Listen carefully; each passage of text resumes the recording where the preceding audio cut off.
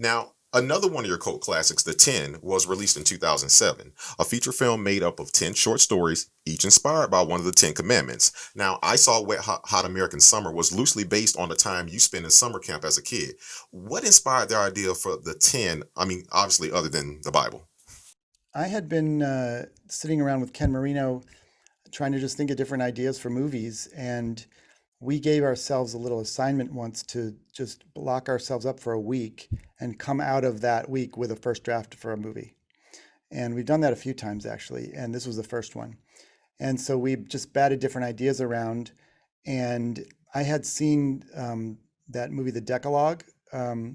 And so that was sort of a similar idea, but not as comedic. And we were just thinking, what's a way to kind of do what we do, but in another way? And uh, the idea of these 10 stories, each one inspired by one of the 10 commandments, formed from there. And then we just sort of scoured our mind and our notes and computer and idea lists for different things that might fit into it, and brainstormed and wrote and wrote and wrote, and that's how it came out.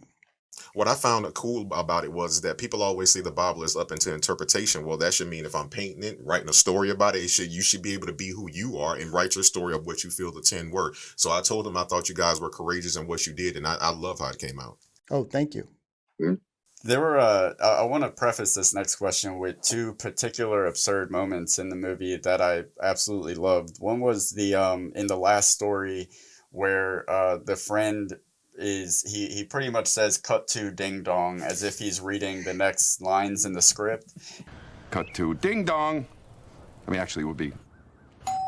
And I thought that was beautiful because there's only a select amount of people out there that are really going to appreciate that joke, that have seen scripts and could put themselves in the mindset of an actor that doesn't know when to stop reading the dialogue. And then the other part that just blew me away every time I watch it, it catches me off guard, is when the landlord is showing Paul Rudd the apartment, and he like flubs his line, he resets in his head, he takes it back, but both takes are in there, and I could only assume that that was like on purpose, either in the performance or at least in post-production.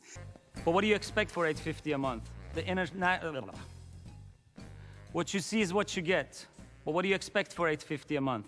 The International Space Station mere out there over there in outer space? So I was wondering, with like moments like that, and your movies are full of these moments where not a moment is wasted. There's a joke that could be found everywhere, and some of them are so outside of the box, like you said, just you're just trying something. And like, how does that process work in your head, like for a moment like that where Especially in a movie like The 10, it was always, that was a playground where we could really take swings, because you're telling 10 stories, and it, it's obviously a sketch oriented structure.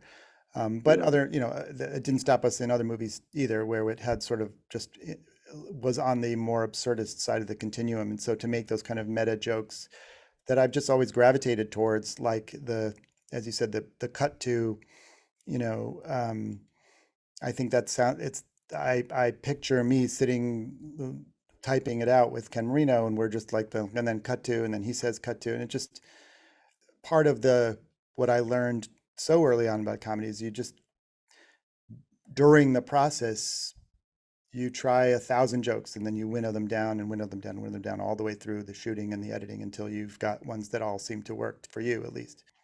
The landlord thing was, that really was just an actor who had had a lot of trouble.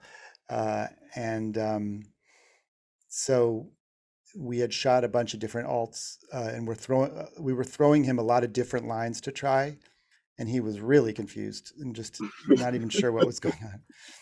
And so I remember sitting in the edit room with our editor, Eric Kissack, and we kept watching that clip of him screwing up just because it made us laugh so much. And then, of course, at one point, we're like, do we just put that in like it is? And then we did.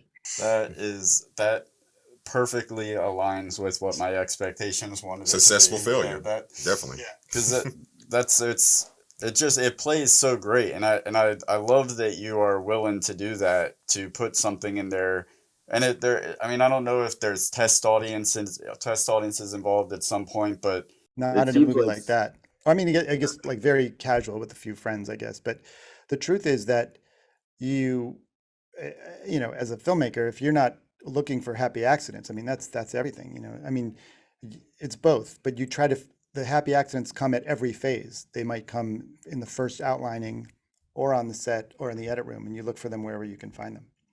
yeah, but I mean, there's something that sets your movies apart in the sense that you're not afraid to put something in there solely because it makes you guys laugh, even if it's the like the at the cost of it being polarizing to an audience, to where like a lot of the times like, this is only going to be like 30-70 laughter in the theater, it's not worth Right. it.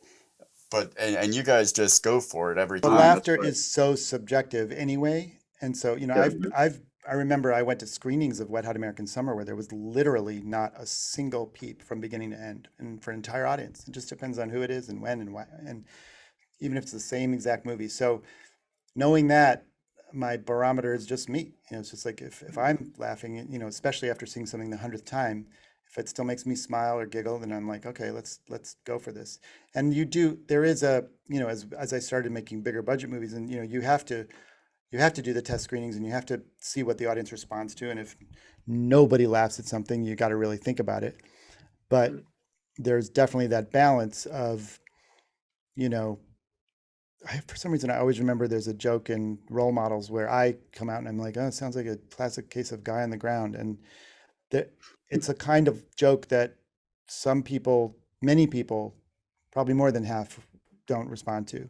But the ones that do really like it. And so I'm like, okay, let's put a few of those in too.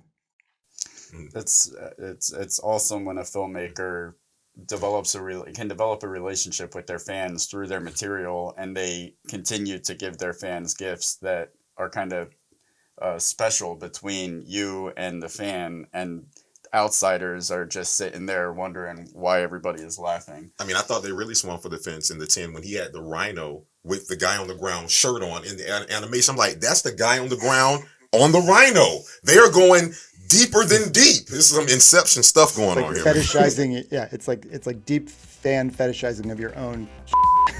Yes.